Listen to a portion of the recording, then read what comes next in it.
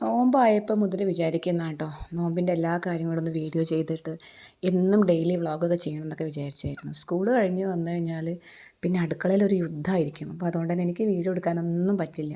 അപ്പോൾ ഇന്ന് കുറച്ചൊരു സമാധാനം കിട്ടി. ഇന്ന് വലിയ പണികളൊന്നും, ഇന്ന് ദോശ ആയതുകൊണ്ട് തന്നെ പത്തിരി പണിക്കൊന്നും വന്നിട്ടില്ല. അപ്പോൾ വേഗം നിസ്കാരം കഴിഞ്ഞ് വന്നിട്ട് ബാക്കിയുള്ള കാര്യങ്ങൾ നിങ്ങൾക്ക് വീഡിയോ എടുത്ത് കാണിക്കാമെന്ന് വിചാരിച്ചിട്ടോ. ഇന്ന് നല്ല ചെമ്മീൻ വറുത്തരച്ച് കറി വെച്ചാൽ കേട്ടോ. ഷാദിന് ഭയങ്കര ഇഷ്ടമാണ്. അപ്പോൾ ഷാദു പറഞ്ഞിരുന്നു ദോശയ്ക്ക് ചെമ്മീൻ കറി വെക്കണം. അപ്പോൾ പിന്നെ തറവാട്ടിൽ നിന്ന് നമുക്ക് നല്ല ബീഫും അതുപോലെ തന്നെ നെയ്ച്ചോറും, ഇത് ദോശ ചുട്ടാണ് കേട്ടോ. ബാലൻസ് വന്ന് ഞാനൊരു പ്ലേറ്റിലോട്ട് വെച്ചത് മാത്രം. തറവാട്ടിൽ നിന്ന് നമുക്ക് നെയ്ച്ചോറും ബീഫും കൊണ്ടു തന്നിട്ടുണ്ടായിരുന്നു.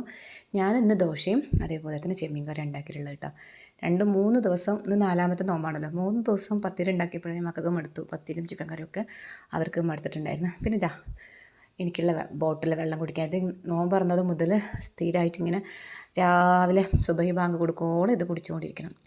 പിന്നെ അത് നിസ്കരിച്ച് കഴിഞ്ഞ് അവൾ ഉപ്പനെ കാത്തുക്കണം. ഉപ്പ വരുന്നവരെ, ഉപ്പ അനിയനും വരുന്നത് വരെ ഖുർആൻ ഓതുകയാണ്. അപ്പോൾ ഇതൊക്കെ തന്നെ നോമ്പ് തുറ വിശേഷങ്ങളൊക്കെ കേട്ടോ. ബാക്കി വിശേഷങ്ങൾ പറ്റുവാണെങ്കിൽ ഞാൻ എഡിറ്റ് ചെയ്ത് വീഡിയോ ഇടാം കേട്ടോ.